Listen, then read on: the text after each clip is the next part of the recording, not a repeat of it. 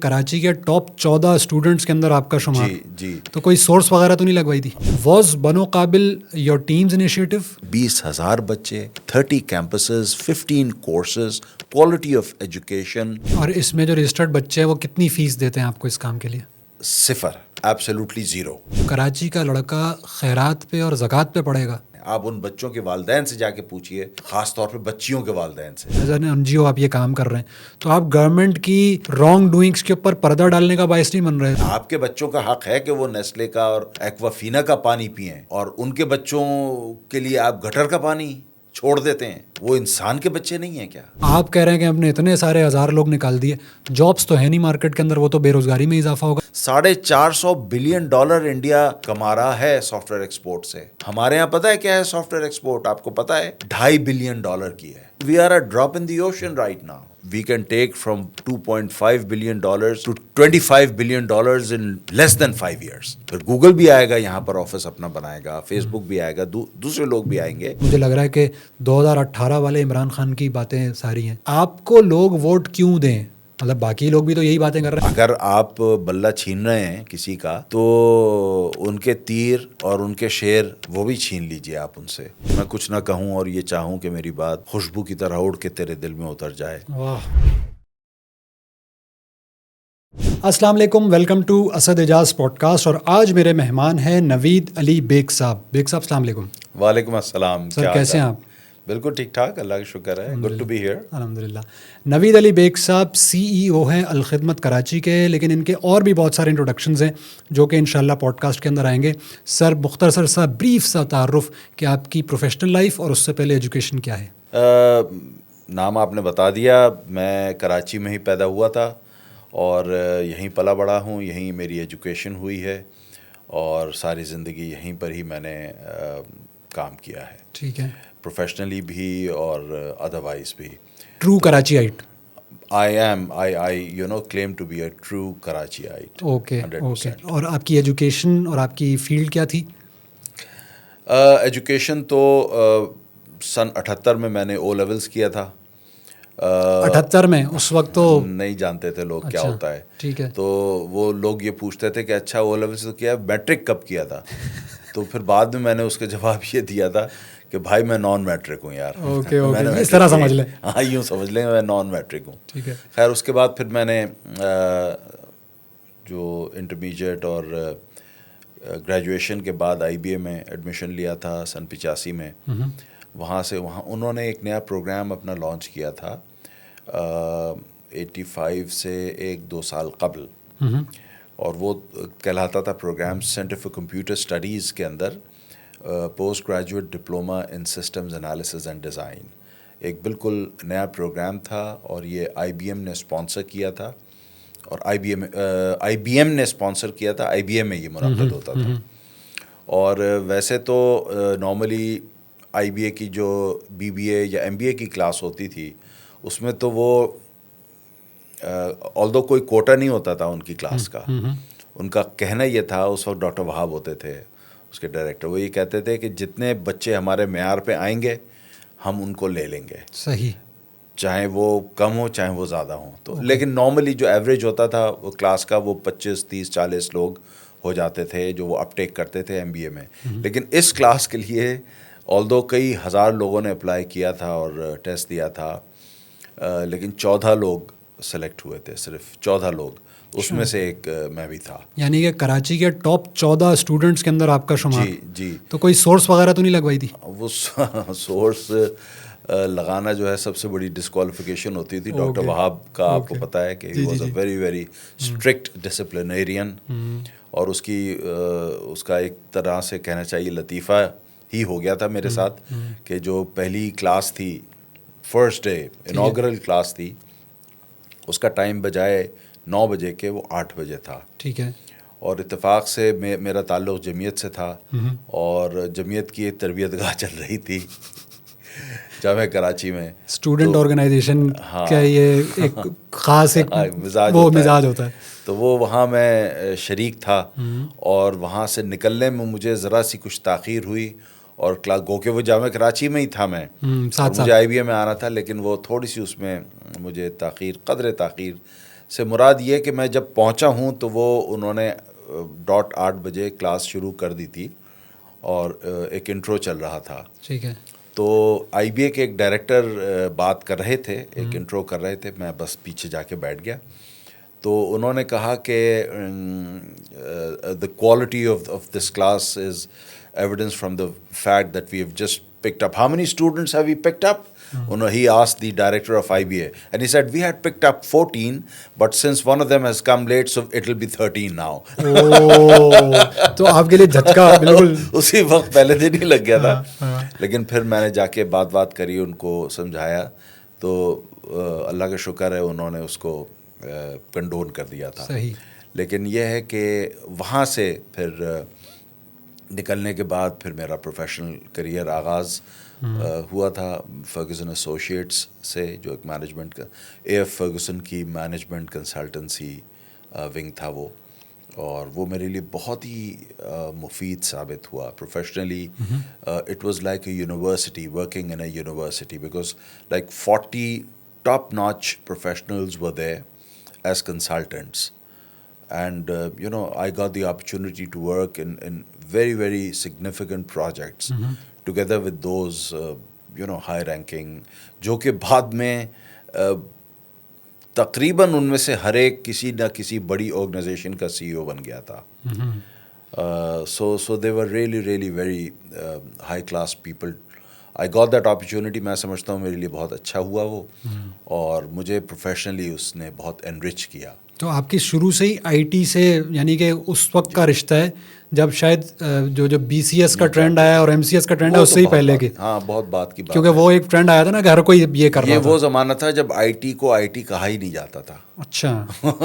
Data processing کہلاتی تھی, electronic data processing, E D P یا ڈی پی مینیجر ہوتے تھے اس زمانے میں, ڈیٹا پروسیسنگ مینیجر. اور فلاپی ڈرائیوز ہوا کرتی تھیں, یا اس سے تھوڑا سا قبل ٹیپ ڈرائیوز ہوا کرتی تھیں جس میں ڈیٹا ہوتا تھا. مجھے صرف ایک لطیفہ یہ یاد آتا ہے, میں ریکٹ اینڈ کولمن کا ایک پروجیکٹ کرا تھا فرگوسن کی طرف سے. تو آئی ٹی ڈپارٹمنٹ میں میں بیٹھا ہوا تھا, تو آئی بی ایم کے ایک صاحب, ایک انجینئر آتے ہیں, اور اس وقت کے وہ جو ڈی پی مینیجر تھے ان کے ساتھ میں بیٹھا تھا. تو انہوں نے آ کے کہا کہ آپ کو ایک بہت بڑی خوشخبری دینی ہے. تو انہوں نے کہا بھائی کیا خوشخبری ہے؟ انہوں نے کہا کہ وہ جو آپ نے اپنے mainframe system, I B M system 36, it was a mini frame actually, لیکن وہ بہت بڑا مہنگا سسٹم ہوتا تھا. تو اس کی ریم اپ گریڈ کا جو آرڈر دیا تھا فرام 128 to 256 KB, ٹھیک ہے نا, 128 to 256 کلو بائٹ کا جو ریم اپ گریڈ کا, اور شاید کئی لاکھ روپے کی تھی وہ. تو وہ انہوں نے, یہ سن 86-87 کے کئی لاکھ روپے کی بات ہو رہی ہے, جب 25 روپے کا ڈالر ہوتا تھا. تو انہوں نے کہا کہ آپ کو 256 کے بجائے 512 KB ہم دے رہے ہیں اسی پرائس میں, یہ آپ کے لیے بریکنگ نیوز ہے. اور بہت خوش ہوئے تھے وہ. یہ وہ زمانہ تھا. تو بہرحال سلسلہ چلتا رہا. پھر میں نے ہمدرد یونیورسٹی جوائن کی, اور اس کی انوگریشن سے پہلے حکیم سعید سے رابطہ ہوا تھا, اور انہوں نے کہا کہ بھئی یہاں آ کے آپ آئی ٹی کا سیٹ اپ کریں. تو میں نے تقریباً 2 سال وہاں رہ کر کے ہمدرد یونیورسٹی بیت الحکمت جاتا تھا میں, اور بہت اچھا ماحول تھا, بہت اس سے بھی بڑی لرننگ ہوئی میری. تو وہاں کچھ چیزیں سیٹ اپ کر دی تھیں, لیکن پھر اس کے بعد میں انوویٹو میں آ گیا تھا 1991 میں. 1991 سے اب تک میں انوویٹو میں. تو یہ بھی آئی ٹی سے ریلیٹڈ ہی کمپنی ہے؟ یہ آئی ٹی سے پیورلی 100% ٹیکنالوجی ریلیٹڈ کمپنی ہے شروع سے. شروع میں صرف سافٹ ویئر میں تھی یہ, پھر کچھ برانچ آؤٹ کر کے کچھ ہارڈ ویئر کے کمپوننٹس بھی ہم نے اپنے پورٹ فولیو میں ایڈ کیے تھے. تو اب ایون ناؤ ٹوڈے یہی کامبینیشن چل رہا ہے کہ ہم software as well as some hardware وہ کرتے ہیں, اور الحمدللہ اپنی ڈومین کے اندر we are the number 1 company. اچھا, ماشاء اللہ, یہ تو نیوز ہے میرے لیے کہ آپ لوگ ماشاء اللہ. ہاں, نمبر 1 کا ہمارا ڈومین جو ہے وہ فن ٹیک ہے. اوکے, فائنینشیل ٹیکنالوجی, ہم اس کے اندر الحمدللہ وی آر دا نمبر 1. چلیں جی, زبردست. تھوڑا سا کیونکہ اب آپ نے 78 سے سٹوریز شروع کی, اور 88 اور 86 اور آئی بی, یہ سب آپ نے پرانا کراچی بھی دیکھا ہے.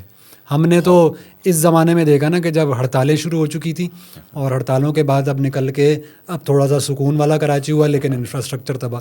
تو ہڑتالوں سے پہلے والا کراچی میرا خیال میں آپ نے بھی اچھے سے دیکھا ہوا ہے, ایکسپیرینس کیا ہوا ہے. بلکہ تو کیسا تھا کراچی سر ہمارا؟ بہت ہی پیارا کراچی تھا اور جیتا جاگتا کراچی تھا, زندہ دل کراچی تھا. اور اس وقت یہ کہا جاتا تھا کہ کراچی کا دامن اتنا بڑا ہے کہ پاکستان کیا دنیا سے بھی کوئی بھی آ جاتا ہے تو وہ رات کو بھوکا نہیں سوتا, اس کو کھانا ملتا ہے. اور پورے پاکستان میں شاید دنیا میں سب سے سستا کھانا آن دا اسٹریٹ اگر کہیں ملتا تھا تو وہ کراچی میں ملتا تھا. 24 گھنٹے دستیاب ہوتا تھا اور زندگی رواں دواں تھی. مسائل تھے, ایسا نہیں ہے کہ مسائل تو ہر ٹائم پہ ہی ہوتے ہیں, لیکن بڑا خوبصورت ماحول تھا. ہم جب باہر نکلتے تھے تو ہمارے والدین پریشان نہیں ہوتے تھے اس طرح سے جس طرح سے آج پریشان ہوتے ہیں کہ یار یہ بچہ گیا ہوا ہے ابھی تک آیا کیوں نہیں ہے. موبائل بھی نہیں ہوتے تھے اس وقت, بلکہ گھر میں فون بھی نہیں ہوتے تھے, لینڈ لائنز بھی بہت کم, سفارشیں کر کے اس وقت لینڈ لائنز لگائے. فریج اور ٹی وی اور گاڑیاں یہ سب مراد بہت بعد کی ہیں. اس وقت بڑی سادہ زندگی تھی اور بڑی کھلی زندگی تھی اور سوشلی بڑا کنیکٹڈ تھے لوگ. ایک محلہ جو ہوتا تھا وہ اتنا زیادہ کنیکٹڈ ہوتا تھا کہ آپ سوچ نہیں سکتے کہ وہ رشتہ داروں سے بڑھ کر ایک دوسرے کے ساتھی ہوا کرتے تھے اور ایک دوسرے کے خوشی اور غمی میں وہ ساتھ. آج تک ان لوگوں سے جو کہ ہمارے 60 کے پڑوسی تھے, رشتہ داروں جیسے تعلقات آج بھی قائم ہیں. تو وہ ایک ماحول الگ تھا. ہم بسوں میں سفر کرتے تھے اور بسیں ہر جگہ کراچی کے ہر کونے اور کھدرے میں جایا کرتی تھیں.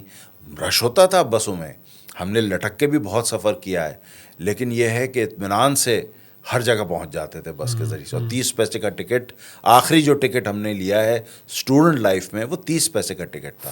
30 پیسے کے ٹکٹ میں آپ کراچی میں جہاں چاہیں آپ چلے جائیں. تو اور 25 پیسے کی کولڈ ڈرنک ہوا کرتی تھی, جب وہ اچانک 50 پیسے کی ہو گئی تھی تو یہ بھی ہمارے لیے بڑا شوق ہوا تھا.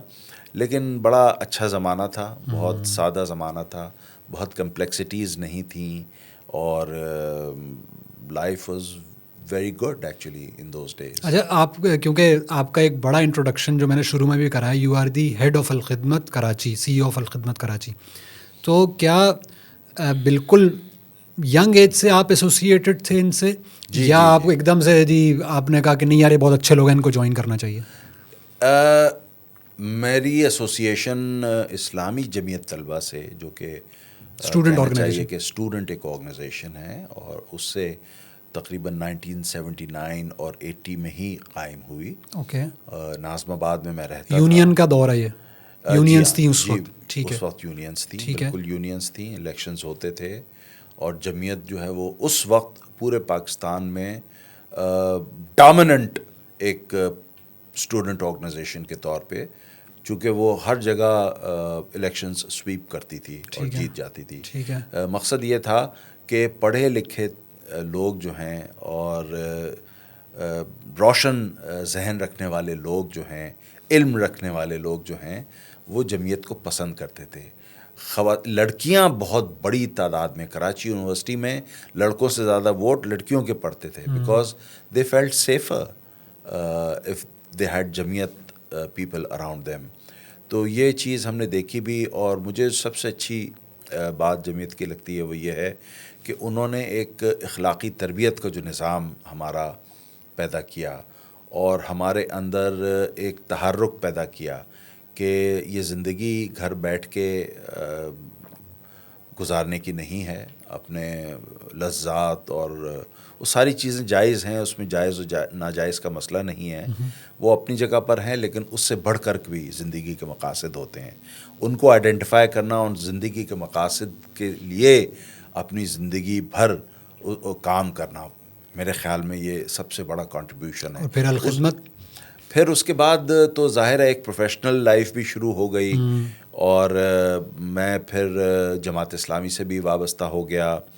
1988 میں جماعت اسلامی کا رکن بن گیا تھا. تو اس میں پھر ظاہر ہے مختلف ذمہ داریاں بھی ادا ہوتی رہیں اور سلسلہ آگے چلتا رہا, یہاں تک کہ جب حافظ نعیم الرحمان صاحب کراچی کے امیر بنے ہیں تو وہ پھر میرے پاس آئے اور انہوں نے کہا کہ بھائی آپ آئیے اور کچھ ہماری ٹیم کا حصہ بنیں, کچھ کام کریں. تو ابتداً پھر الخدمت کے میڈیا اینڈ مارکیٹنگ کو میں دیکھ رہا تھا, پھر آئی ٹی کو بھی میں دیکھنے لگا, 1-2 شعبے پھر اور ان کے جو پروگرامز ہیں, 7 پروگرامات ہیں جس کے اندر لوگوں کی مدد کی جاتی ہے, اس میں سے ایک شعبہ مواخات کا وہ میرے سپرد ہوا.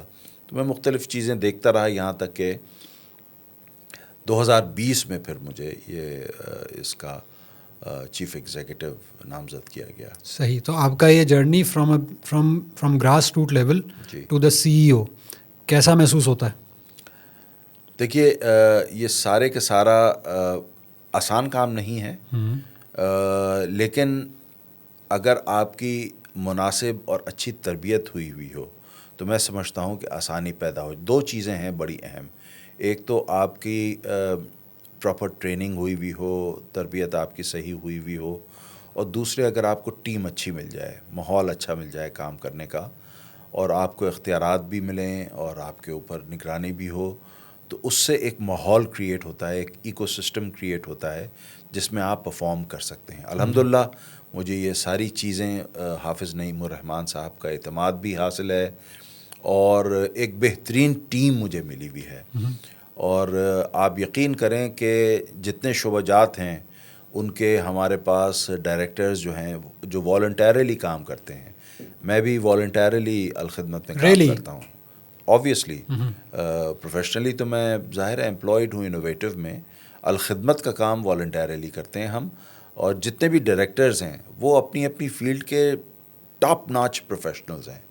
مثلا فارمیسی کا جو فنکشن ہیڈ کرتے ہیں ہمارے یہاں, وہ ایک فارماسیوٹیکل کمپنی کے ڈیپیوٹی CEO ہیں, and is one of the largest pharmaceutical companies in Pakistan. بڑی اچھی ویل نون شخصیت ہیں, ینگ آدمی ہیں ماشاءاللہ, بہت اچھا ہمارے اس کی پرفارمنس کو نمبرز میں بھی اور ڈیلیوری میں وہ بہت تیزی سے آگے. ظاہر سی بات ہے, میرٹ اور کمپٹنسی ہو تو پھر یہ چیزیں ریزلٹ. تو یہ ساری چیزیں, میرا کہنے کا مقصد یہ ہے کہ اس لیول کے لوگ ہمارے پاس موجود ہیں کہ جو ڈیلیور کرتے ہیں, سیلف لیسلی کام کرتے ہیں, جس سے وہ نتائج ہم حاصل کر پاتے ہیں جو آپ کے سامنے آتے ہیں. مختلف اس کی ایکٹیویٹیز اور پرفارمنس آپ کے سامنے آتی رہتی ہوگی. اچھا, آپ لوگ الخدمت کے بہت سارے میں نے ایونٹس بھی دیکھے, پروجیکٹس بھی دیکھے, بہت زبردست, لیکن جو پبلک کے اندر جیسے کہتے ہیں کہ بہت زیادہ پاپولر ہوا اور نظر آیا ویزیبلی کراچی کے اندر اور بہت اس کی بات ہوئی, وہ تھا بنو قابل انیشیٹو. اس کا میں نے وہ ٹیسٹ بھی دیکھا اور اس کے بعد اس کے کیمپسز بھی دیکھے, اور ساری بہت ہی امیزنگ جاب ہے. واز بنو قابل یور ٹیمز انیشیٹو؟ دیکھیں, اس کا جو آئیڈیا تھا, جی, جس کو کہنا چاہیے بگ آئیڈیا, ٹھیک ہے, وہ بگ آئیڈیا تو حافظ نعیم الرحمن نے دیا تھا. اوکے. کہ ایسا کوئی پروگرام ہونا چاہیے, ظاہر ہے اس کے خد و خال متعین نہیں تھے, ایسا کوئی پروگرام ہونا چاہیے جو کراچی کے یوتھ کا جو مسئلہ ہے, کراچی کا جو یوتھ اس وقت ان امپلائڈ ہے, ان ایجوکیٹڈ ہے, اس کو نہ ایجوکیشن کی اپرچونیٹیز مل پا رہی ہیں, نہ امپلائمنٹ کی اپرچونیٹیز مل پا رہی ہیں. اب کیا یہ کھیتی باڑی کرے گا؟ یہ کوئی مطلب زرعی شہر تو ہے نہیں کہ لوگ اپنی زمینوں پہ چلے جائیں اور ہل چلانا شروع کر دیں. یہ کہاں جائیں گے لوگ؟ تو یہ ایک پین تھا, وہ محسوس کرتے تھے یہ پین. تو انہوں نے کہا کہ اس کے لیے کوئی پروگرام ڈیولپ کیا جائے. اب اس پہ 2-3 لوگ ایسے ہیں کہ جو کور ٹیم کا حصہ ہیں حافظ صاحب کی, جس میں سلمان شیخ صاحب شامل ہیں, فاروق کامرانی صاحب شامل ہیں. ہم لوگوں نے بیٹھ کر کے اس کو ایک پروگرام چاک آؤٹ کیا. اور میرا چونکہ جیسے کہ ابھی میں نے عرض بھی کیا آپ کا تو پورا بیک گراؤنڈ ہی ہاں, تو اس لیے پھر وہ تھوڑا سا لیوریج ملا, اور ہم نے فائنلی ایک پروگرام چاک آؤٹ کرا.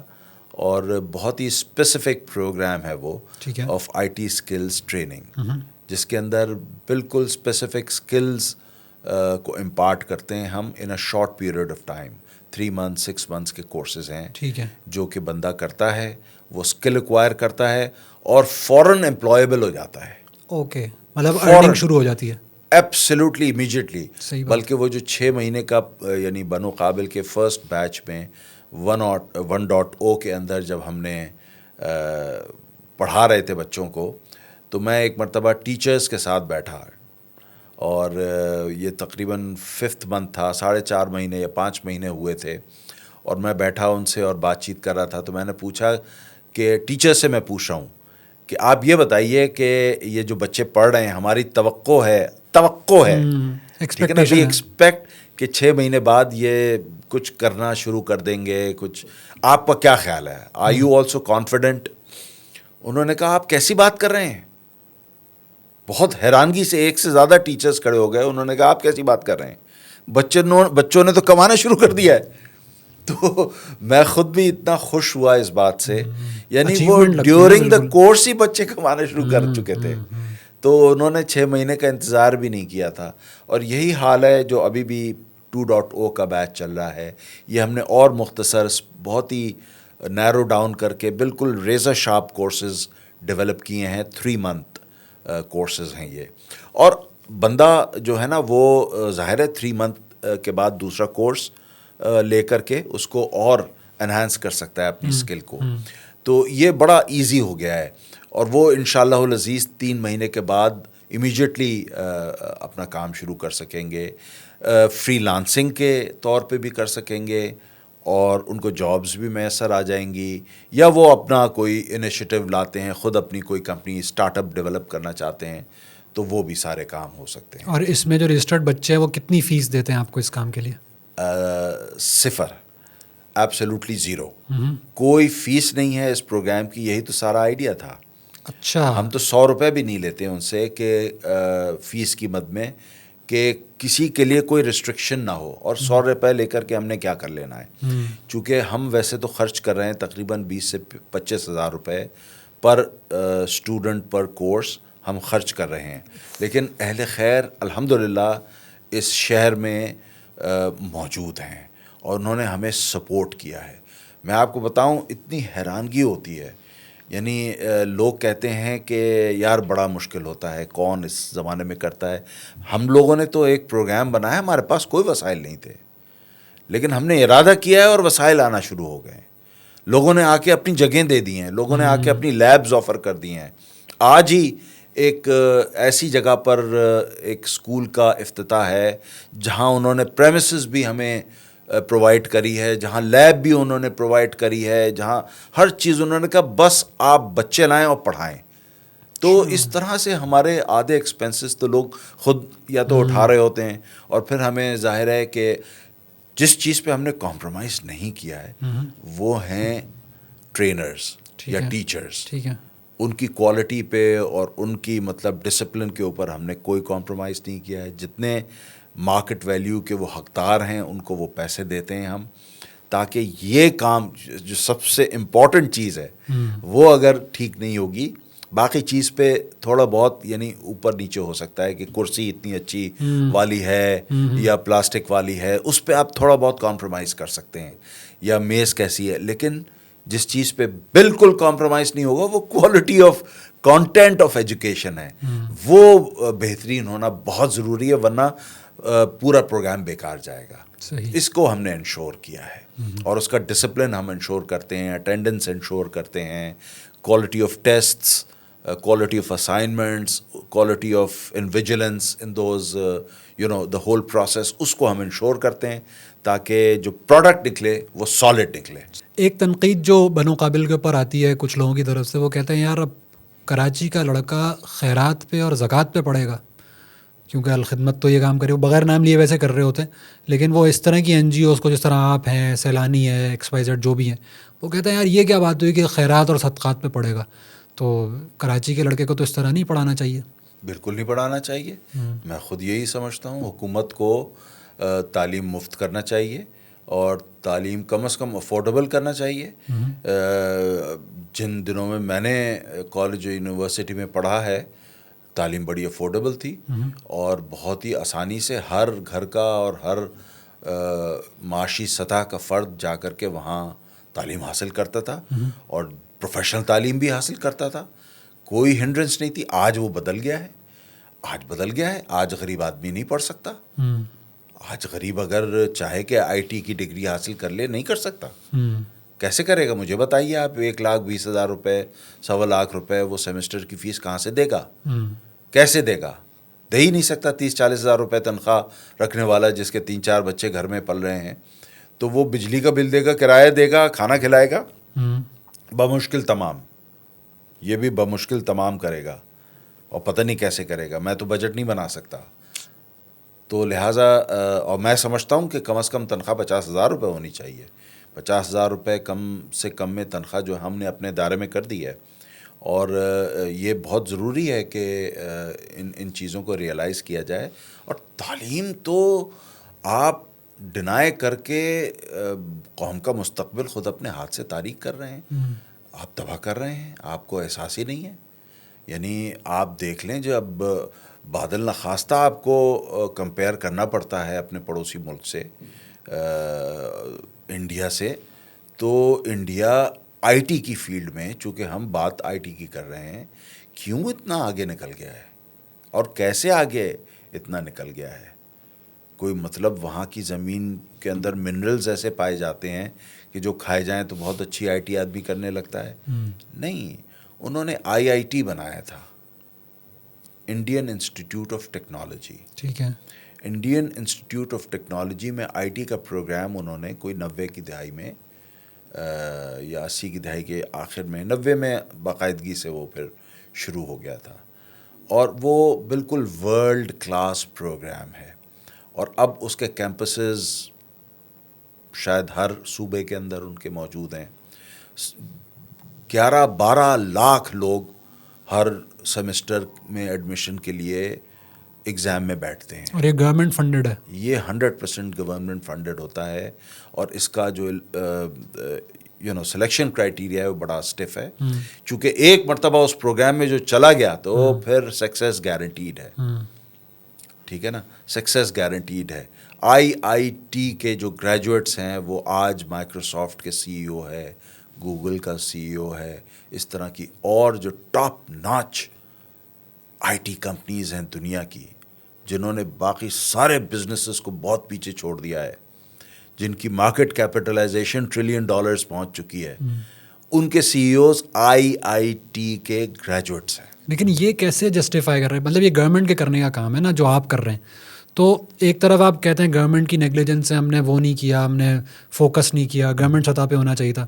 ایک طرف آپ ایز این انڈیویجول یا ایز این NGO آپ یہ کام کر رہے ہیں, تو آپ گورنمنٹ کی رانگ ڈوئنگس کے اوپر پردہ ڈالنے کا باعث نہیں بن رہے. ایک طرح سے بات صحیح ہے, ایک طرح سے بات صحیح ہے, ہمیں بھی اس کا, لیکن بات یہ ہے کہ دیکھیں ایک بھوکا ہے, اب حکومت کی ذمہ داری تھی کہ وہ بھوکا نہیں ہوتا, اس کو شیلٹر پرووائڈ کرتے, اس کو فوڈ سیکیورٹی پرووائڈ کرتے, اس کو جاب پرووائڈ کرتے, اس کو اسکل پرووائڈ کرتے. سارے کام حکومت کے کرنے کے ہیں, لیکن اس نے نہیں کیا.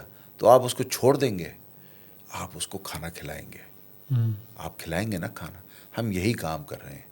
ہم جہاں پانی نہیں ہے, الخدمت جو ہے وہاں پانی بھی پرووائڈ کر رہی ہے. جہاں کلین ڈرنکنگ واٹر دستیاب نہیں ہے, 55 فلٹر پلانٹس ہمارے غریب آبادیوں میں لگے ہوئے ہیں, جو $1.50 لیٹر صاف پانی وہ کراچی کی بات کر رہے ہیں ہم, کراچی کے اندر ہم پرووائڈ کرتے ہیں ان لوگوں کو کہ جو ادروائز افورڈ نہیں کر سکتے. لیکن کیا ان کے بچوں کا حق نہیں؟ آپ کے بچوں کا حق ہے کہ وہ نیسلے کا اور ایکوافینا کا پانی پئیں, اور ان کے بچوں کے لیے آپ گٹر کا پانی چھوڑ دیتے ہیں. وہ انسان کے بچے نہیں ہیں کیا؟ تو ہم نے تو اب یہ چیز اصل میں کرنے کا حکومت کا ہی کام ہے, اور ہم تو ایک حد تک ہی اس کو کر سکتے ہیں. لیکن اس کو کرنے کے ساتھ ساتھ ہم حکومت پر دباؤ بھی ڈالتے ہیں کہ وہ یہ کام کرے, اور دوسری طرف ہم اس بات کی بھی کوشش کرتے ہیں کہ ہم حکومت میں آئیں اور آ کر کے یہ ساری چیزیں ٹھیک کریں. تو یہ دونوں چیزیں میرا خیال ہے پیرالل میں چل رہی ہیں, اسٹریٹجی کے طور پر ہم. اچھا, کمنگ بیک ٹو بنو قابل کی طرح اور بھی فاؤنڈیشنز اور بھی آرگنائزیشنز اور سارے انیشیٹیوز ہیں جو کہ IT کے کر رہے ہیں. ظاہر ہے مجھے لگ رہا ہے آپ کا میگنیٹیوڈ زیادہ ہوگا, باقیوں کا کم ہوگا, یا باقیوں کا زیادہ ہوگا, جو بھی ہے اس کا. لیکن میجر ڈفرینس کیا ہے؟ جسٹ اندر وینچر لائک مینی ادرس, یا آپ کا کوئی اسٹینڈ آؤٹ پوائنٹ بھی ہے اس کے اندر؟ لوگ کرا رہے ہیں، ہمیں دیکھ کر کے بھی بہت سے لوگوں نے پروگرام شروع کیا ہے، اور کوئی قباحت نہیں ہے اس میں کہ اور لوگ بھی کرائیں، اس میں کوئی کمپٹیشن، یہ اچھے کام کا کمپٹیشن ہے. ٹھیک ہے. So it's a healthy competition and there is no harm in others pursuing this initiative. So I welcome everybody to go ahead and do this job, لیکن do it correctly. اب بات یہ ہے کہ اگر آپ بچوں سے پرومس کریں اور اوور پرومس کریں، انڈر ڈیلیور کریں، تو یہ اچھی سی بات نہیں ہے. میں کسی کی تنقید نہیں کر رہا، لیکن صرف اشارہ کر رہا ہوں کہ یہ ایک بڑی ذمہ داری کا کام ہے. جس طرح حکومت نے اپنی ذمہ داری میں کوتاہی کی ہے، اگر دیگر این جی اوز بھی کوتاہی کریں گی تو وہ اچھی بات نہیں ہوگی. اعتماد لوگوں کا این جی اوز پہ سے اٹھ جائے گا. ہم نے اپنے طور پر اپنے پروگرام کو جس طرح سے چلایا ہے، میں سمجھتا ہوں کہ وہ ہمارے لیے بہت باعث اطمینان ہے اور لوگوں کے لیے بہت باعث اطمینان ہے. آپ ان بچوں کے والدین سے جا کے پوچھئے جو بنو قابل کا پروگرام پڑھ کر گریجویٹ کر کے نکلے ہیں یا جو پڑھ رہے ہیں، خاص طور پہ بچیوں کے والدین سے. تقریباً 40-45% اس پروگرام کی جو اسٹوڈنٹس ہیں وہ بچیاں ہیں، لڑکیاں ہیں، اور وہ الحمدللہ بہت بہترین پرفارمنس دے رہی ہیں. اس کی جو اسٹینڈ آؤٹ فیچرز ہیں نا بنو قابل کے، ایک تو یہ کہ تقریباً 30 کیمپسز اس وقت ہمارے کراچی میں آپریشنل ہیں، جس میں تقریباً 20,000 بچے پڑھ رہے ہیں. 194 بیچز ہیں جو کہ جس میں تعلیم دی جا رہی ہے. 15 کورسز ہیں، ایک کورس نہیں ہے جو سب کے لیے ہے. People can choose. کسی کو گرافک ڈیزائننگ کرنی ہے، کسی کو امیزون ایف بی اے کرنا ہے، کسی کو کوڈنگ کرنی ہے، ویب ڈیولپمنٹ کرنی ہے، فل سٹیک کرنی ہے، فرنٹ اینڈ کرنی ہے. مختلف آپشنز ہوتے ہیں. تو وہ سارے آپشنز موجود ہیں. پک اینڈ چوز آپ کر سکتے ہیں، اور یہ بھی کر سکتے ہیں کہ ایک پروگرام کر لیا، اس کے بعد دوسرا، آپ اگلے بیچ میں دوسرا پروگرام کر لیں، اس کے بعد تیسرا کر لیں. تو یہ سارے آپشنز موجود ہیں.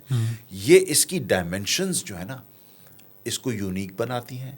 اس کی لینتھ اور بریتھ اس کو بہت یونیک بنا رہی ہے. 20,000 بچے، 30 campuses, 15 courses, quality of education, very high calibre teachers, very high quality calibred monitoring mechanism, everything is very very high class.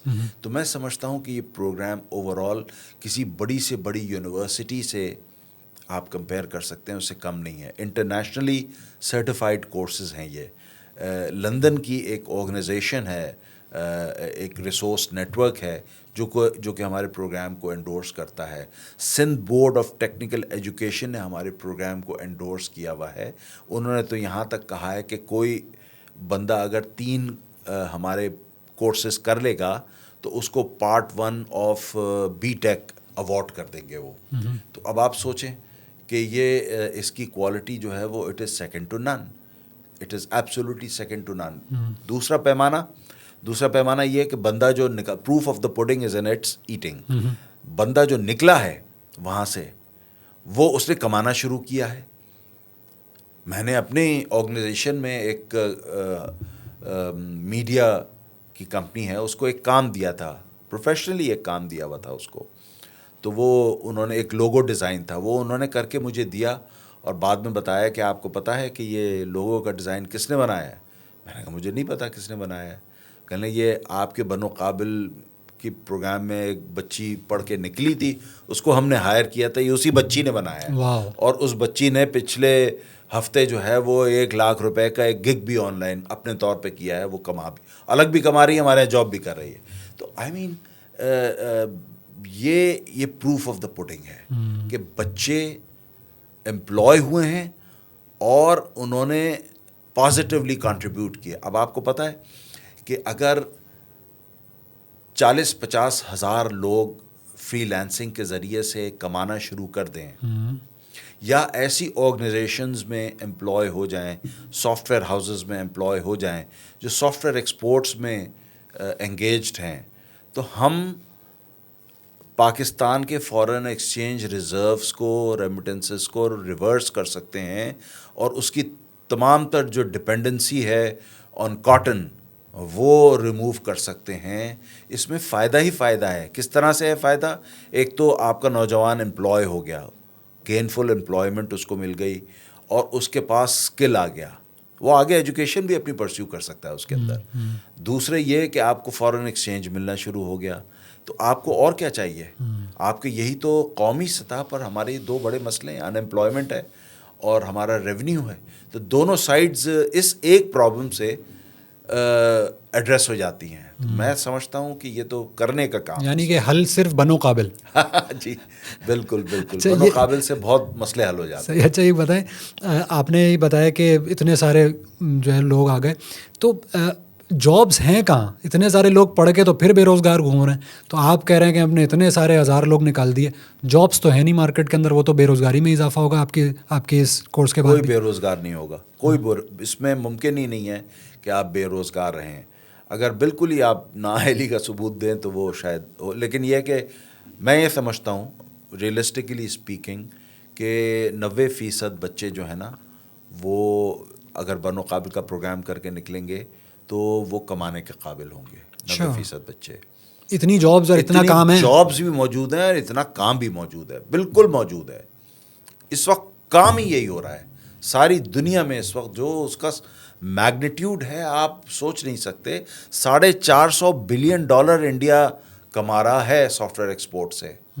ہمارے یہاں پتہ ہے کیا ہے سافٹ ویئر ایکسپورٹ؟ آپ کو پتہ ہے $2.5 بلین کی ہے.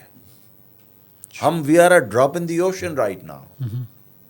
کم از کم اگر ہماری پاپولیشن کی کوریلیشن ڈیولپ کی جائے 1:7, چلو 1:10 بھی کر لیں اگر ہم ہیں, ویسے 1:6 یا 1:7 ہے, ٹھیک ہے نا, چونکہ وہ 1.40 کروڑ ہیں اور ہم شاید 25 کروڑ ہیں, تو مطلب 7 ٹائمز ہو جائیں گے, وہ 10 ٹائمز ہو جائیں گے وہ. صحیح. لیکن ابھی تو 2.5 is like 100 Times, 200 Times more. So there is no comparison. I mean there is a lot of room. وہ ایک ویکیوم ہے جس کو وہ ایڈریس کر رہے ہیں. مطلب ابھی بھی ایگزسٹ کر رہا ہے. Yes, absolutely. اچھا, مطلب ہم اپنا پورشن لے سکتے ہیں اگر ہم یہ کریں. وہ ان کا بھی گراف یوں جا رہا ہے. ٹھیک ہے. تو لہٰذا ابھی بہت بڑی مارکیٹ موجود ہے, نئی ٹیکنالوجیز آ رہی ہیں, اے آئی نے آ کے ساری چیزیں تبدیل کر دی ہیں. اب جو کام مینولی کیا جاتا تھا وہ آٹومیشن کی طرف جا رہا ہے. تو یہ اس میں کن لوگوں کی ضرورت ہے؟ ٹیکنالوجسٹ کی, آئی ٹی کے لوگوں کی ضرورت ہے. صحیح. اچھا, بنو قابل سے لوگ نکلے بہت سارے, آپ نے فری لانسرز کر لیے, لیکن ان کو آپ نے کوئی ورک ایتھکس نہیں سکھائے. اب وہ 2 نمبری بھی کر رہے ہیں, وہ آن لائن جو ہے وہ کام بھی لے رہے ہیں, کچھ کر رہے ہیں. تو یہ آپ سوسائٹی کے اندر بہت بڑے ٹائم بامس کو جو پھیلنے سے روکنے کا کام ہے, کوئی اس پر بھی کام ہو رہا ہے, یا بس آپ کورس بناتے ہیں, وہاں بھائی کورس کرو نکلو یہاں سے, اب ہماری ذمہ داری نہیں ہے؟ آپ کا کیا خیال ہے؟ میرا خیال تو آپ بتائیں گے کہ کیا خیال ہے. نہیں, میں آپ کو بتاؤں, یہ بہت ہی اہم مسئلہ ہے جو آپ نے چھیڑا ہے. ٹھیک ہے. اور یہ بھی الحمدللہ ہم لوگوں کی تربیت کا نتیجہ ہے کہ ہم نے یہ سوچا کہ جہاں ہم ٹیکنیکل اسکل اس کو امپارٹ کر رہے ہیں, وہاں کیا گیپس رہ جائیں گے کہ وہ ایک پروفیشنلی ساؤنڈ پیڈسٹل کے اوپر کھڑے ہو کے کام کر سکے. اور خاص طور پہ اگر وہ فری لانسنگ کر رہا ہے, چونکہ اس میں تو کوئی آرگنائزیشن بھی انوالو نہیں ہے نا, وہ ہے اور سامنے کوئی کلائنٹ ہے اس کا. تو اب بات یہ ہے کہ ہم نے یہ ریئلائز کیا کہ ایک تو work ethics, morals and ethics اس کو سکھانے کی ضرورت ہے. دوسرے اس کو کمیونیکیشن سکلز سکھانے, کام پکڑنا کیسے ہے, بات کیسے کرنی ہے, ڈیلیور کیسے کرنا ہے. اور تیسرے یہ کہ اس کو فری لانسنگ کی ٹرکس اینڈ ٹیکنیکس بھی سکھانی ہے. ٹھیک ہے. کہ وہ کیسے کرے گا, ایک بچہ ہے اس کو کیسے پتا کہ وہ کیسے کیا جائے. یہ ساری چیزیں ہمارے پروگرام کا حصہ ہیں. تقریباً 14-15% کانٹینٹ جو ہم امپارٹ کرتے ہیں وہ یہ سافٹ سکلز کا ہوتا ہے کمپوننٹ. مورلز اینڈ ایتھکس اس میں امپارٹ کی جاتی ہیں, سمجھائی جاتی ہیں, اور یہ ڈفرینٹ فیکلٹی ہے ہماری اس کی. اچھا. کمپلیٹلی ڈفرینٹ فیکلٹی ہے جو اس ڈومین کے اسپیشلسٹ ہیں, جو جا کر کے ان کو, جیسے کمیونیکیشن اسکل والا بندہ ہے وہ ایک اسپیشلسٹ ہے. اسی طریقے سے اگر مورلز اینڈ ایتھکس ہم پڑھا رہے ہیں اس کا الگ اسپیشلسٹ ہے. اور جب فری لانسنگ ان کو سمجھاتے ہیں تو وہ فری لانسنگ کے اسپیشلسٹ جا کے ان کو یہ ساری چیزیں, تبھی تو وہ اس قابل ہوئے ہیں کہ یہ کام شروع کر سکیں. ورنہ تو آپ نے صحیح فرمایا کہ یہ تو ایک ڈی میرٹ بن جاتا. پتہ چلا کہ اسکل تو اس کو آتی ہے لیکن اتنا برا ہے وہ اپنی کمٹمنٹس میں, تو وہ کہتے ہیں کہ یار پاکستان سے تو کام مت کرانا, اور آنے والا اور چلا جاتا ہے, تو وہ بیڈ پریس بن جاتی صحیح. پاکستان کے لیے. صحیح. تو ہمیں تو ایک بہت اچھی گڈ پریس بنانی ہے اور ایک گڈ برانڈ بنانا ہے, گریٹ برانڈ بنانا ہے پاکستان کو. تو اس کے لیے بہت ضروری ہے کہ یہ تینوں کمپوننٹس جو ہیں وہ بڑے سالڈ فاؤنڈیشن کے ہمارے پاس ہوں. اچھا سر, یہ بڑی اچھی باتیں چل رہی ہیں, بہت زبردست آپ لوگ کام کر رہے ہیں. پاکستانی پولیٹکس گند کا ڈھیر, آپ الیکشن میں جا رہے ہیں اور الیکشن میں لڑ رہے ہیں, کیوں بھائی الیکشن میں آپ کیوں حصہ لے رہے ہیں؟ تو ہم چھوڑ دیتے ہیں پھر, تو چھوڑ دینا, آپ لوگ بنو قابل پڑھا رہے ہیں نا. جتنی گند ہے اس میں اور گند شامل ہو, وہ بڑھتی چلی جائے اور وہ پھر آپ کو کنزیوم کر لے, پھر وہ اتنی زیادہ ہو جائے کہ آپ کے سر کے اوپر بھی ہوگی اور پیروں کے نیچے بھی ہوگی, تو you will be engulfed by the گند اراؤنڈ یو. تو گند کو صاف کرنے کے لیے کھڑا ہونا پڑتا ہے اور برائی کے سامنے کھڑا ہونا پڑتا ہے. اگر آپ نہیں کھڑے ہوں گے تو برائی جو ہے نا وہ آپ پر غالب آ جائے گی اور آپ کو کنزیوم کر لے گی. آپ دیکھتے رہ جائیں گے, آپ بالکل نکو بن کے رہ جائیں گے. اور ہوتا ہی یہی ہے کہ برائی کے سامنے اگر صحیح آدمی کھڑا نہیں ہوتا, اسی سے برائی آگے پھیلتی ہے. اس کو کوئی ریزسٹنس نہیں, کوئی سپیڈ بریکر ہی نہیں ملتا اس کو. تو لوگ دل میں کڑتے رہتے ہیں. ٹھیک ہے, وہ بھی ایک لیول آف جس کو کہتے ہیں ایمان, لیکن کھڑا ہونا بہت ضروری ہے. اور جہاد کس کو کہتے ہیں؟ جہاد تو یہی ہے کہ آپ اس کے سامنے کھڑے تو ہوں, آپ بند تو باندھیں اور آپ یقین رکھیں. میرے تجربے میں یہ بات آئی ہے کہ جہاں جہاں اور جب بھی ہم کھڑے ہوئے ہیں تو ہمیں فائدہ ہوا ہے اس کا, اور ہمیں کبھی نقصان نہیں ہوا اس کا.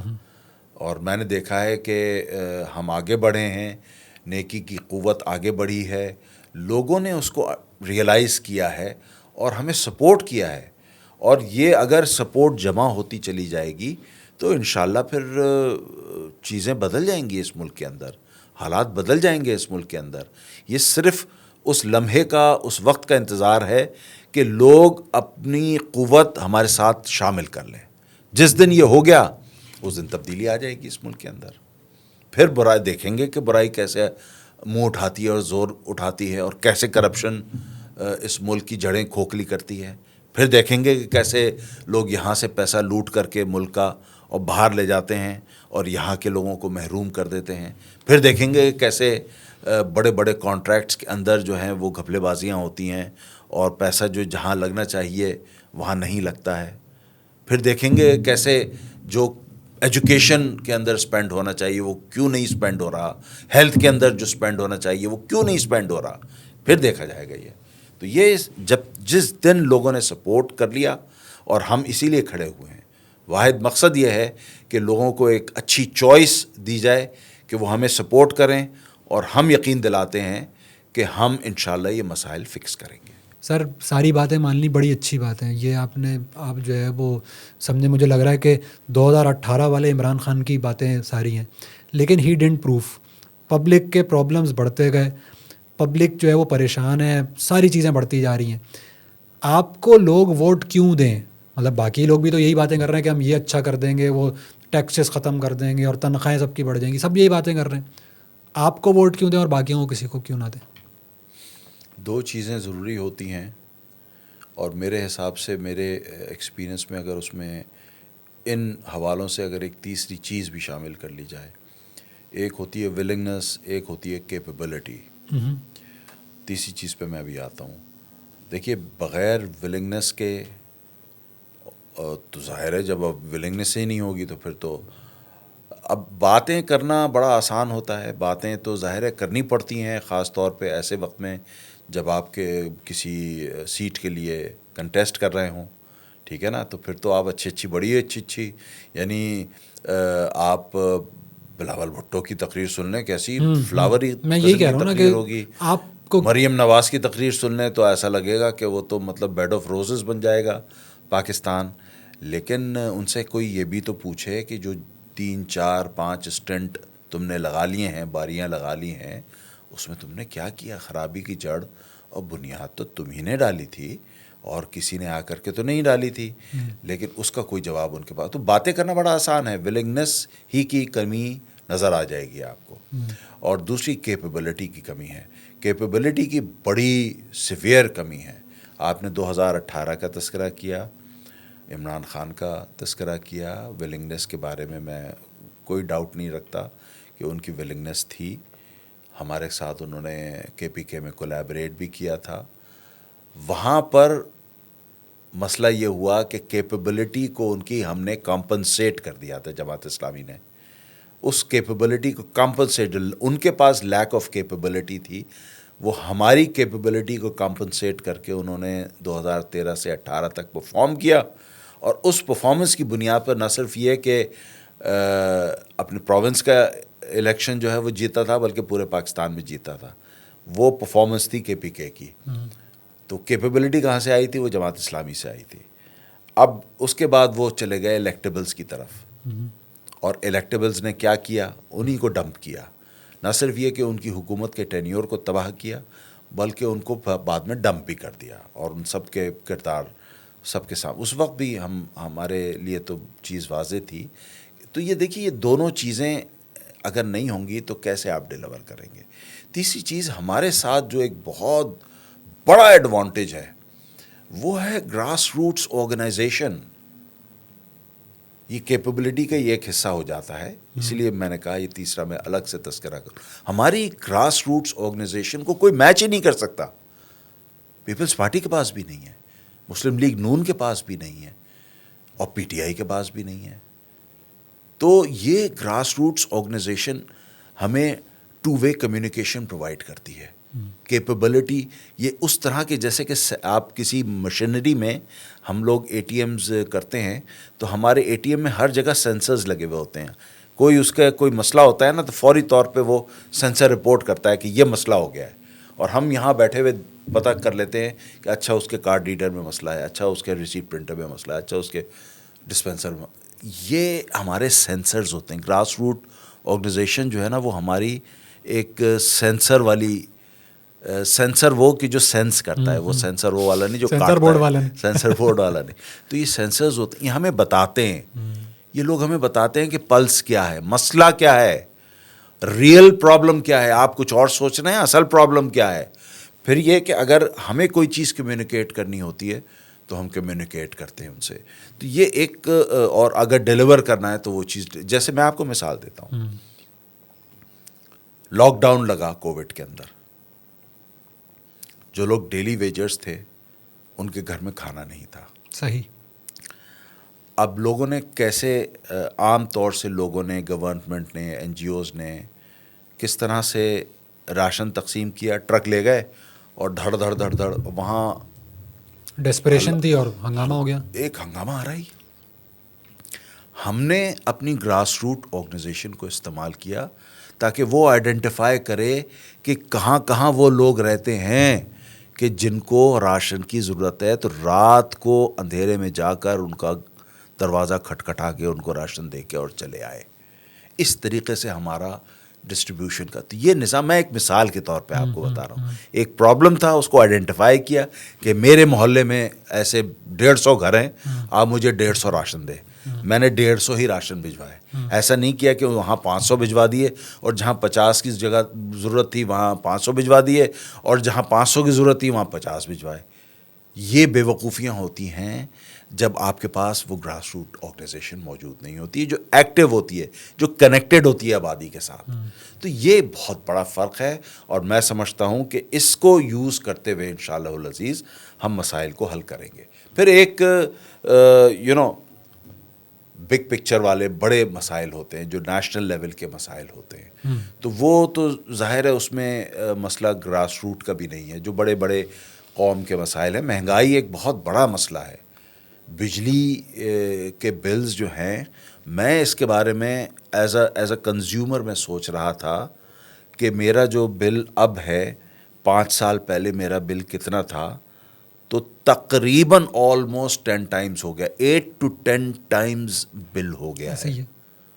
آپ سوچیں غریب آدمی کی کیا سیلری 10 گنا بڑھی ہے 5 سال میں. وہ پہلے 20,000 کماتا تھا، اب 30 کا کما لے ہوگا. مطلب دس از انبلیویبل. اس کا مطلب ہے کہ اس کی پائی جتنی بھی تھی اس کے اندر بجلی ایٹن کر رہی ہے اس کو، اس پائی کو، اور اس کی جو ریسورسز تھیں اس کو ڈپلیٹ کر رہی ہے. پیٹرول، فیول، مطلب آپ سوچ لیں پہلے 50 روپے لیٹر ملتا تھا، اب 300 روپے لیٹر. آپ خود سوچیں 6 گنا ہو گیا ہے. تو لہٰذا یہ چیزیں جو ہیں وہ بہت بری طریقے سے ایک عام آدمی کو ہرٹ. میں تو سمجھتا ہوں اب ایک یعنی وائٹ کالر 1 لاکھ روپے سیلری والا جو بندہ ہے اس کے لیے بجٹ بنانا بہت مشکل ہے، جس کے 3-4 بچے ہیں اور جو تعلیم حاصل کر. مجھے بتائیں، آپ بجٹ بنا کے دکھائیں.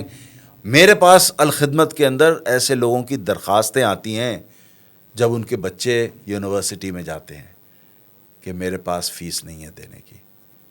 اور یہ فریکوینسی پچھلے 1 سال میں بہت بڑھ گئی ہے، بہت بڑھ گئی ہے. انتہائی دل دکھتا ہے. مجھے ایک الگ ڈیسک بنانا پڑا ایسے لوگوں کے لیے، ایک الگ فنڈ قائم کرنا پڑا اور فنڈ ریزنگ کرنی پڑی کہ صرف بچوں کی فیسیں کہ جو کہ پڑھ رہے تھے اب وہ امپلائڈ ہیں، کما کے لا رہے ہیں، لیکن وہ فیس نہیں دے پا رہے اپنے بچوں کی. تو ان کی فیس کی ادائیگی ہم کر رہے ہیں، کسی حد تک کر سکتے ہیں، لیکن یہ ایک نیشنل لیول کا مسئلہ ہے. میں دیگر شہروں میں بھی جاتا ہوں، مجھے یہی سننے کو ملتا ہے. تو لہٰذا ہمیں تو اکانومی کو فکس کرنا ہے. یہ اکانومی کے ایشوز ہیں، اکانومی کو فکس کرنا ہے. اکانومی اتنی کوئی چھوٹی اکانومی نہیں ہے آپ کی. جب اکانومسٹ کا جو انڈیکیٹرز کا پیج ہے آپ اگر وہ پڑھیں تو وہ 20-25 ملکوں کی اکانومی کے انڈیکیٹرز دیتا ہے جو top economies of the world ہے. اس کے اندر پاکستان شامل ہے. پاکستان شامل ہے اس کے اندر. It is the 6th largest nation in the world by population. تو ہمارے اوپر ڈپینڈ کرتا ہے. ہم خود ہی اپنی قبر کھودنے میں بیٹھ جائیں، اپنے پیر پہ کلاڑی مارنے بیٹھ جائیں، اپنے وسائل کو تباہ کرنا شروع کر دیں، تو پھر دوسرے کے اوپر کیا آپ الزام دھریں گے؟ صحیح ہے. یہ آپ نے بتایا کہ اس وجہ سے آپ کو ووٹ دینا چاہیے. ونس الیکٹڈ کیا پلان ہے آپ کے پاس؟ آپ کیا کریں گے؟ میرا چونکہ once again coming to IT ٹی، دیکھیں میں سمجھتا ہوں کہ آئی ٹی ایک بڑی حد تک اکانومی کو بھی فکس کر سکتی ہے، امپلائمنٹ کے مسئلے کو بھی فکس کر سکتی ہے. اتنا پوٹینشیل ہے 100%. I told you کہ we can take from $2.5 billion to $25 billion in less than 5 years. 3 to 4 years میں ہم اس کو 25 بلین تو 100% لے جا سکتے ہیں. بالکل کوئی اس میں شک و شبہ نہیں ہے مجھے کہ لے جا سکتے ہیں. دیکھیں کچھ سٹیپس کرنے ہوں گے سپلائی سائڈ کے، یعنی سپلائی سائڈ میں ہیومن ریسورس کی سپلائی ہے. ہیومن ریسورس کی سپلائی ہو نہیں رہی ہے. 3-4 اچھی یونیورسٹیز ہیں جہاں سے کوالٹی گریجویٹس پروڈیوس ہو رہے ہیں. 3-4 اتنے بڑے ملک کے لیے کافی نہیں ہے. 3-4 تو کراچی میں ہونی چاہیے تھی بڑی یونیورسٹیز آئی ٹی کی، ایک ہے. تو لہٰذا ہمیں اس پہ توجہ گورنمنٹ سیکٹر میں بنائیں، فری ایجوکیشن رکھیں. یہ پہلا قدم ہوگا. سپلائی سائڈ آپ کی کریٹ ہوگی. ٹھیک ہے. پھر یہ کورسز جیسے کہ بین القابل کے ہیں، فوری طور پہ کریش پروگرام کے طور پر ایک بڑے پیمانے پہ گورنمنٹ کو چاہیے کہ وہ شروع کرائے اور ہائی لیول کورسز بھی کرائے ہر طرح کے. بیکاز ابھی تو ہم ایک لیول کے کورسز کرا رہے ہیں. آپ کی کیپیسٹی ہے اس کے اوپر جو اگر اے آئی ریلیٹڈ ہیں، پائتھون ریلیٹڈ، مطلب ڈیٹا سائنسز کے کورسز ہیں، وہ ہم وہ بھی کرائیں.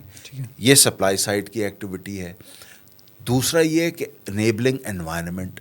اب آپ کو جو اسٹارٹ اپس ہیں ان کے لیے بہتر فیسلٹیز پرووائڈ کرنی ہوں گی. ایسے ٹیکنالوجی پارکس بنائیں جہاں ٹیکس بریکس بھی دیں. آپ ٹیکس بریک ملا ہوا ہے سافٹ ویئر ایکسپورٹ ہاؤسز کو، اس میں کوئی شک نہیں ہے. 0.5% ٹیکس پچھلے سال لگا ہے. یہ ٹھیک ہے، کوئی حرج نہیں ہے. 0.5% ٹیکس دینا بھی چاہیے سافٹ ویئر ہاؤسز کو. اتنا اگر ارن کر رہے ہیں تو 0.5% ٹیکس دینا کوئی بڑی بات نہیں ہے. لیکن آپ اس کے اندر کچھ اور انوویٹو آئیڈیاز انٹروڈیوس کر سکتے ہیں. جیسے کہ آپ جو امپلائیز ہیں ان کو انکم ٹیکس کا بریک دے سکتے ہیں.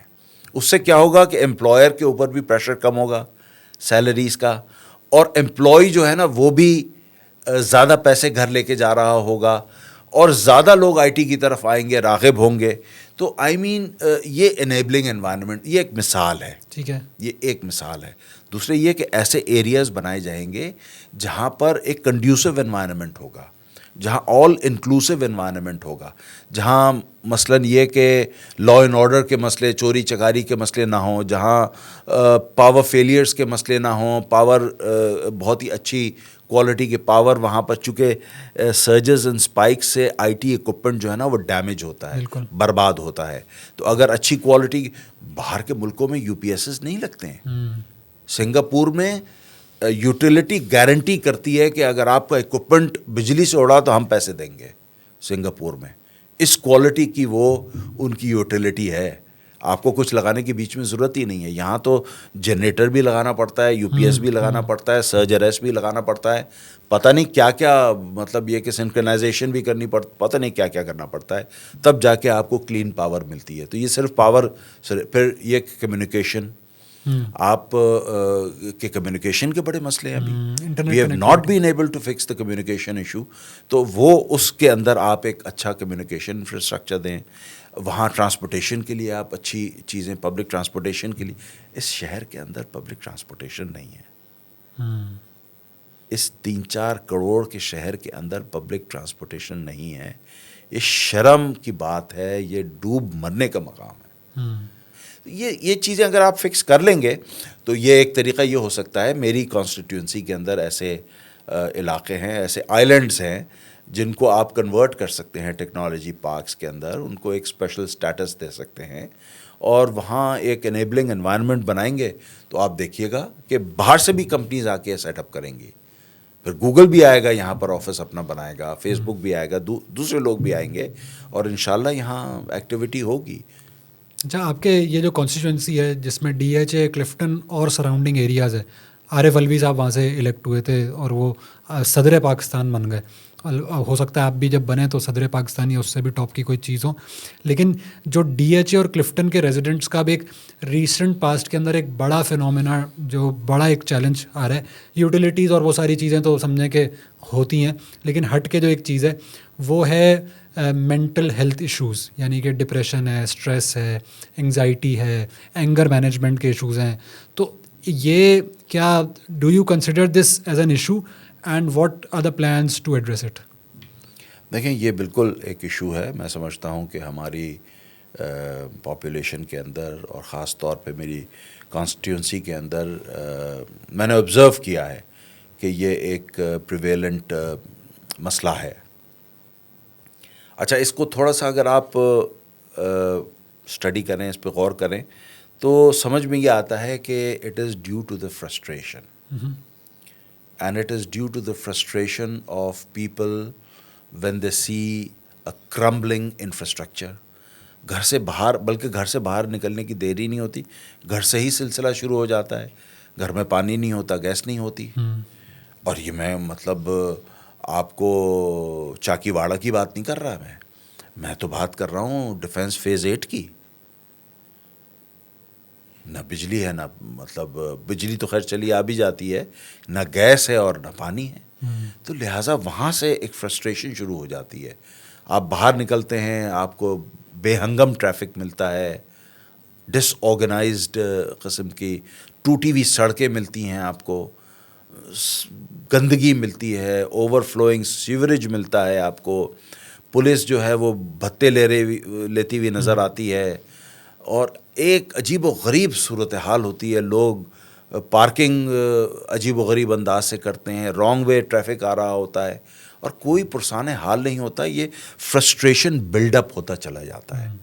انسان اندر سے صحیح ہوتا ہے نا, اور جس کا جو شخصیت سلامت ہوتی ہے, روح سلامت ہوتی ہے جس کی, وہ ان چیزوں سے تکلیف میں مبتلا ہوتا ہے. اور وہ جب وہ تکلیف لیڈ کرتی ہے ڈپریشن اور انگزائٹی سے. اوکے, ایکسٹرنل فیکٹرز بہت ہوتے ہیں. ٹھیک ہے, فیملیل مطلب فیملی ریلیٹڈ ایشوز بھی ہوتے ہیں, loss of a very loved ones, اس سے بھی ہوتا ہے. لیکن یہ تو گارنٹیڈ ہے نا, یہ تو سب کو مل ہی رہا ہے. وہ تو ہر ایک کو نہیں ملتا, وہ تو جس اللہ تعالیٰ کی طرف سے ہوتا ہے امتحان. لیکن یہ تو ہر ایک کو مل رہا ہے. چھوٹے کو بھی مل رہا ہے, بڑے کو بھی مل رہا ہے, ہر ایک کو. پھر اپرچونٹیز دیکھ لیں نا, اپرچونٹیز, بڑا اچھا پڑھا لکھا بندہ بھی اس کو اچھی اپرچونٹیز نہیں مل رہی ہیں. میں بہت سے ایسے لوگوں کو ملتا ہوں کہ جو بہت اچھے ویل ایجوکیٹڈ ہیں, باہر سے بھی پڑھ کے آئے ہیں, but they don't get the kind of opportunity that they deserve. پھر اس کے بعد وہ باہر چلے جاتے ہیں.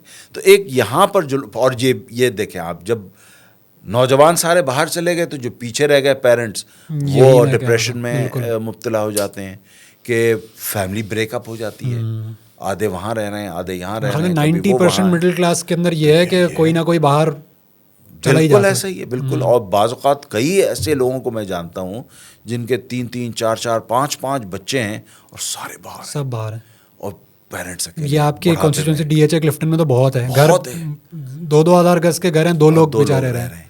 تو یہ ایک بڑا ٹپکل مسئلہ تو ان کی کاؤنسلنگ کے لیے یا ان کے سمجھے, یہ میں سمجھتا ہوں کہ دونوں اسپیکٹ سے اس کو ایڈریس کرنے کی ضرورت ہے. ایک تو جو بھی یہ انفراسٹرکچر ریلیٹڈ ایشوز ہیں, اکانومی میں اپرچونٹیز ریلیٹڈ ایشوز ہیں, ان کو فکس کیا جائے. یہ ایک میگا لیول پر ایک ایکٹیویٹی ہوگی. اور اس لیول پر ظاہر ہے لوگوں کو مینٹل ہیلتھ کے لیے بھی, مجھے پتہ چلا ہے کہ, اور لوگوں سے, چونکہ میں کچھ سائیکیاٹرسٹ کو پرسنلی میرے دوست ہیں, تو ان سے تو اپوائنٹمنٹ لینا جو ہے وہ مہینہ 1.5 مہینے کے بعد, تو ظاہر ہے. تو لہٰذا ایسے لوگوں کو مطلب ہم اویلیبل کریں گے, ایسی فیسلٹیز ڈیولپ کریں, گورنمنٹ اسپانسرڈ ہوں, کہ ہر ایک جا کر کے وہاں کاؤنسلنگ کر سکے اپنی, اور اپنے مینٹل ہیلتھ ایشوز کو فکس کر سکے, گائیڈنس لے سکے. اگر اس کو ٹریٹمنٹ کی ضرورت ہے, تھیراپی کی ضرورت ہے, تو اس کو تھیراپی ملے اور وہ اپنے ایشوز کو فکس کر سکے. یہ ڈیزرو کرتی ہے. مطلب ہم کیوں لوگوں کے ساتھ اتنا برا سلوک کر رہے ہیں؟ ہمیں تو جانوروں کے ساتھ بہتر سلوک کا حکم دیا گیا ہے, تو انسانوں کے ساتھ تو ہمیں اشرف المخلوقات والا سلوک کرنا چاہیے, اور ان کو بالکل وہاں رکھنا چاہیے جو ان کا مقام ہے.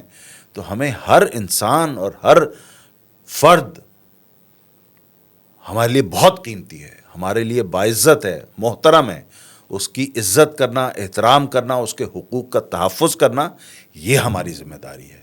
اور اسی ذمہ داری میں حکومتیں کوتاہی کرتی چلی آ رہی ہیں. ادب سے آپ کا شغف, اور کچھ اشعار آپ کے یا آپ کے پسندیدہ اشعار یا شعراء میں کون ہیں؟ شعراء میں تو دیکھیے اقبال سے بڑھ کر کے کوئی نہیں ہے, جنہوں نے ایک وجدانی کلام ہمیں دیا ہے. ایسا لگتا ہے کہ یعنی غیب سے مضامین ان کے آ رہے ہیں اتر اتر کے, اور وہ ہمیں بتائے جا رہے ہیں, ہمیں جھنجھوڑا ہے, ہمیں جگایا ہے, ہمیں وہ چیزیں سمجھائی ہیں اور دکھائی ہیں کہ جو شاید ہمیں نہیں پتہ تھیں پہلے. پوری قوم کو جگا دیا تھا انہوں نے. تو آپ دیکھیے کہ ایسے وقت میں وہ شاعری سامنے آئی تھی کہ اس نے ایک انقلاب برپا کر دیا تھا.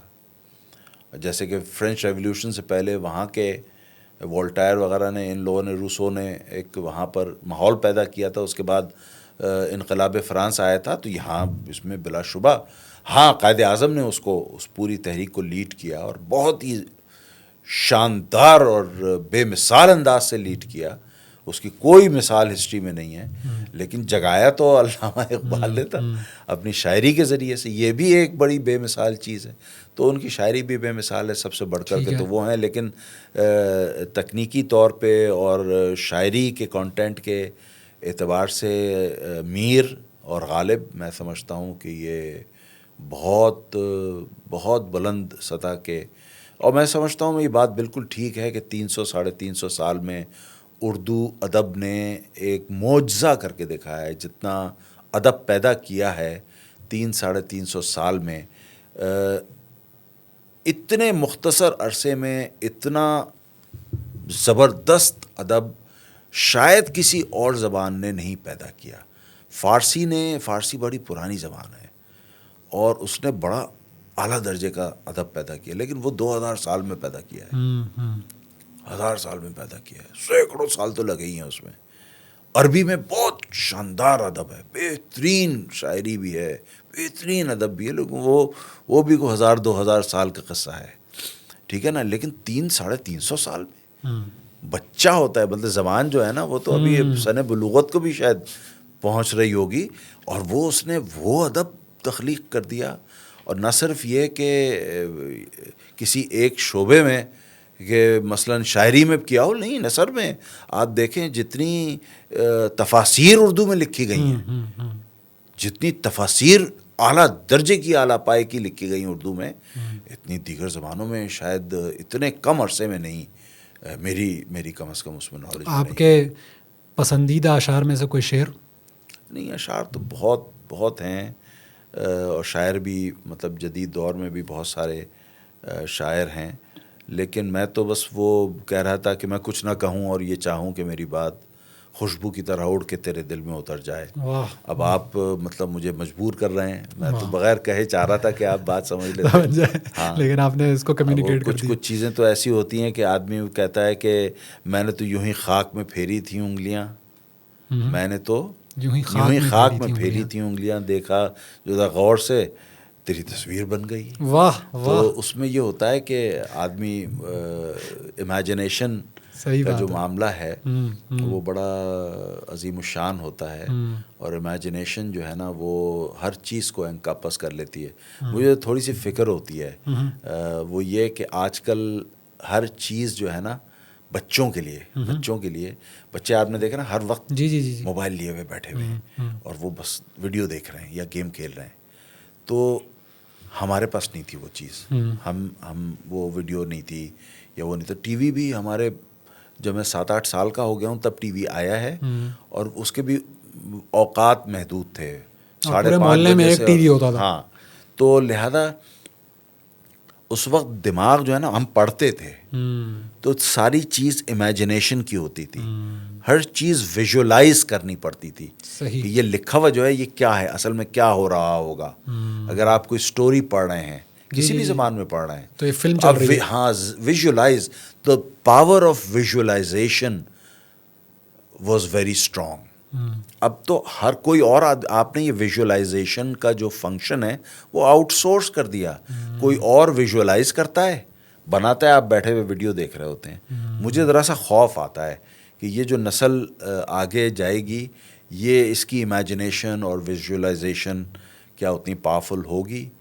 ہو سکتا ہے کوئی نئی چیز پیدا ہو اس کے نتیجے میں توقع کرتا ہوں، چونکہ سب سے بڑا جو بنانے والا ہے وہ تو ظاہر ہے اس کو زیادہ چیزیں بہتر انداز سے پتہ ہوتی ہیں، لیکن کبھی کبھی تھوڑا سا مجھے ہوتا ہے۔ اچھا، اب یہ بالکل آخری میں گگلی دے رہا ہوں میں، بالکل ending of the pod cost.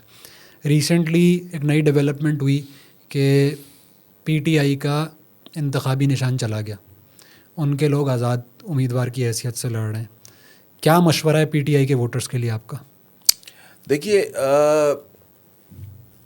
P T I کے ساتھ جو کچھ ہوا ہے اس سے ہم ڈس ایگری کرتے ہیں۔ جو حکومتی سطح پر، عدالتی سطح پر جو کچھ ہو رہا ہے وہ غلط ہو رہا ہے۔ کیوں انٹرا پارٹی الیکشن ہوئے ان کے؟ مجھے نہیں پتا کہ ہوئے ہیں کہ نہیں ہوئے ہیں، لیکن باقی کس کے ہوئے ہیں؟ جماعت اسلامی کے چھوڑ کے کس کے ہوئے ہیں؟ مجھے بتائیے آپ، اگر کسی کے ہوئے ہیں یا ہوتے ہیں اس طرح سے جس طرح سے کہ جماعت اسلامی میں ہوتے ہیں، میں نہیں سمجھتا کوئی افورڈ بھی کر سکتا ہے۔